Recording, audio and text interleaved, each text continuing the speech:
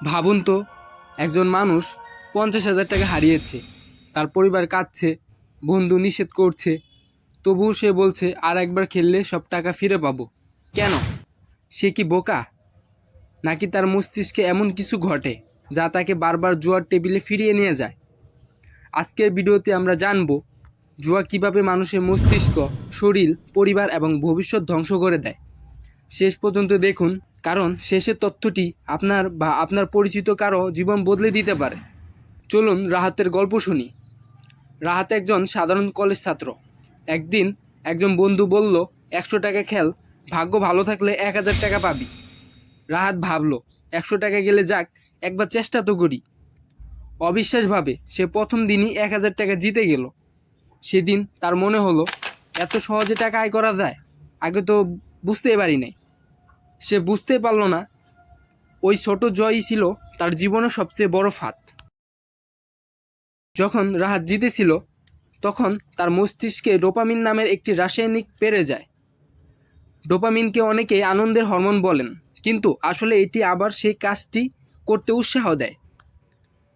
জুয়ার সবচেয়ে বিপজ্জনক দিক হলো, আপনি সবসময় জেতেন না, কখনো জেতেন, কখনো হারেন। এই অনিশ্চয়তাই মস্তিষ্ককে আরও বেশি উত্তেজিত করে। এ কারণেই অনেক মানুষ হারার পরও ভাবে, আর একবার, এবারই নিশ্চয়ই জিতব। কিন্তু এখানে শুরু হয় সবচেয়ে বড় বিপদ। একবার হারার পর মানুষ ভাবে, আমি হারানো টাকা ফিরিয়ে আনব। তারপর আরও হারায়, আবার খেলে, আবার হারায়। এভাবেই শুরু হয় এমন একটি চক্র, যেখান থেকে বের হওয়া অনেকের জন্য কঠিন হয়ে যায়। হারার পরও মানুষ কেন জুয়া খেলে? লস চেজিং এর ফাঁদ। রাহাত প্রথমে জিতেছিল, তারপর একদিন সে 5000 টাকা হারালো। সে কি তখন থেমে গেল? না, বরং সে বলল, আজ ভাগ্য খারাপ ছিল, আর একবার খেললে সব টাকা ফিরে পাবো। এখান থেকে শুরু হয় এমন একটি মানসিক ফাঁদ, যাকে বলা হয় লস চেজিং। লস চেজিং কি? লস চেজিং মানে হলো হারানো টাকা ফেরত পাওয়ার আশায় বারবার জুয়া খেলা। প্রথমে 5000 টাকা হারালেন, তারপর ভাবলেন 10,000 টাকা খেললে আগের ক্ষতি উঠে আসবে, কিন্তু আবার হারালেন।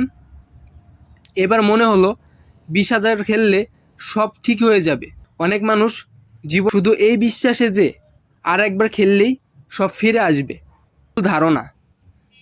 এখন আসি আরেকটি বড় ভুল ধারণায়। অনেকে মনে করেন, আমি টানা 10 বার হেরেছি, এবার তো অবশ্যই জিতব। কিন্তু বাস্তবে প্রতিটি খেলা নতুন ঘটনা।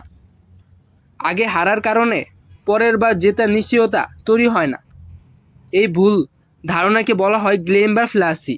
অনেক জুয়ারি এই ভুল বিশ্বাসের কারণে আরও বড় ক্ষতির মুখে পড়েন। নিয়ার মিস ইফেক্ট, অল্পের জন্য না জেতা। আরেকটি কৌশল হলো নিয়ার মিস ইফেক্ট। ধরুন আপনি প্রায় জিতে গিয়েছিলেন, মাত্র অল্পের জন্য হারালেন। তখন আপনার মস্তিষ্ক বলে, আরে আরেকটু হলেই তো জিতে যেতাম। এই অনুভূতিও মানুষকে বারবার খেলতে উৎসাহিত করতে পারে। অনেক জুয়ার গেম এমনভাবে ডিজাইন করা হয় যে এই অল্পের জন্য হারালাম অনুভূতি বেশি তৈরি হয়।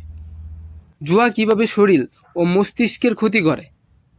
অনেকে মনে করেন জুয়ার ক্ষতি শুধু টাকা হারানো, কিন্তু সত্যি হলো জুয়ার প্রভাব শুধু আপনার মানিব্যাগে নয়, এটি আপনার মস্তিষ্ক, ঘুম, হৃদযন্ত্র, সম্পর্ক এবং ভবিষ্যতের ওপরও পড়তে পারে। মস্তিষ্কে কি ঘটে? প্রতিবার জেতার আশা বা জয়ের অভিজ্ঞতা মস্তিষ্কের পুরস্কার ব্যবস্থাকে সক্রিয় করে। ডোপামিনে ওঠানামা মানুষকে আবার খেলতে উৎসাহিত করতে পারে। সময়ের সঙ্গে সঙ্গে কিছু মানুষের ক্ষেত্রে দেখা যায়, আগের মতো উত্তেজনা পেতে আরও বেশি টাকা বা বেশি সময় জুয়া খেলতে ইচ্ছে করে। নিজের সিদ্ধান্ত নিয়ন্ত্রণ করা কঠিন হয়ে যেতে পারে। পড়াশোনা, কাজ এবং পরিবারের চেয়ে জুয়াই বেশি গুরুত্বপূর্ণ মনে হতে পারে। এ কারণেই জুয়ার আসক্তিকে অনেক দেশে একটি আচরণগত আসক্তি হিসাবে বিবেচনা করা হয়। শরীরের ক্ষতি। দীর্ঘদিন জুয়া নিয়ে দুশ্চিন্তা ও মানসিক চাপ থাকলে দেখা দিতে পারে ঘুমের সমস্যা বা অনিদ্রা, সারাক্ষণ ক্লান্ত লাগা, মাথা ব্যথা, ক্ষুধা কমে যাওয়া বা অতিরিক্ত খাওয়া। দীর্ঘস্থায়ী মানসিক চাপের কারণে উচ্চ রক্তচাপের ঝুঁকি বেড়ে যেতে পারে। তবে দীর্ঘমেয়াদী চাপ শরীরের ওপর নেতিবাচক প্রভাব ফেলতে পারে। মানসিক ক্ষতি, শুধু শরীর নয়, মনও ক্ষতিগ্রস্ত হতে পারে। অনেকের মধ্যে দেখা যায় উদ্বেগ, হতাশা, অপরাধবোধ, আত্মবিশ্বাস কমে যাওয়া, রাগ ও খিটখিটে মেজাজ। কিছু মানুষের ক্ষেত্রে সমস্যা এতটাই গুরুতর হতে পারে যে তারা নিজেকে একা মনে করতে শুরু করে। জুয়ার সবচেয়ে বড় আঘাত অনেক সময় পড়ে পরিবারের ওপর। জুয়া কিভাবে পরিবার, সম্পর্ক ও অর্থনৈতিক জীবন ধ্বংস করে। এখন আর আগের মতো নেই। প্রথমে সে নিজের সঞ্চয় শেষ করলো, তারপর বন্ধুর কাছ থেকে ধার নিল, তারপর পরিবারের কাছে মিথ্যা বলতে শুরু করলো। মোবাইল নষ্ট হয়েছে, জরুরি কাজে টাকা লাগবে, এক বন্ধুকে সাহায্য করতে হবে। কিন্তু সত্যিটা ছিল অন্য। সব টাকা চলে যাচ্ছিল জুয়ার পেছনে, কিন্তু মিথ্যা ডাকতে আরেকটা মিথ্যা বলতে হচ্ছিল। পারিবারিক ক্ষতি, জুয়ার কারণে অনেক পরিবারের মধ্যে দেখা দিতে পারে স্বামী স্ত্রীর মধ্যে বিশ্বাস নষ্ট হওয়া, বাবা মায়ের সঙ্গে সম্পর্ক খারাপ হওয়া, সন্তানের পড়াশোনার খরচে সমস্যা, প্রতিদিন ঝগড়া ও মানসিক অশান্তি, পরিবারের সদস্যদের নিরাপত্তাহীনতা। অনেক সময় পরিবারের সদস্যরা বুঝতেই পারে না সমস্যার শুরু কোথায়। আর্থিক ক্ষতি, জুয়ার ক্ষতি শুধু আজকের নয়, ভবিষ্যতেরও। অনেকেই সঞ্চয় শেষ করে ফেলেন, ঋণের বোঝায় পড়েন, ক্রেডিট কার্ড বা ধার করা টাকা শোধ করতে পারেন না, ব্যবসা বা চাকরিতে মনোযোগ হারান, পড়াশোনা ক্ষতিগ্রস্ত হতে পারে। একসময় এমন অবস্থাও আসে যখন মনে হয় ফিরে যাওয়ার আর কোনো পথ নেই। তো একটা সুখবর আছে, মস্তিষ্ক যেমন আসক্ত হতে পারে, তেমনি সঠিক পদক্ষেপ নিলে ধীরে ধীরে সুস্থর দিকেও ফিরতে পারে। জুয়ার আসক্তি থেকে বের হওয়ার বৈজ্ঞানিক উপায়। একটা সুখবর আছে, যে মস্তিষ্ক জুয়ার প্রতি আসক্ত হতে পারে, সে মস্তিষ্ক আবার নতুন অভ্যাসও গড়ে তুলতে পারে। প্রশ্ন হলো কিভাবে? সমস্যাটি স্বীকার করুন। অনেক মানুষ বলেন, আমি চাইলে যে কোনো সময় ছেড়ে দিতে পারবো, কিন্তু মাসের পর মাস, বছরের পর বছর কেটে যায়।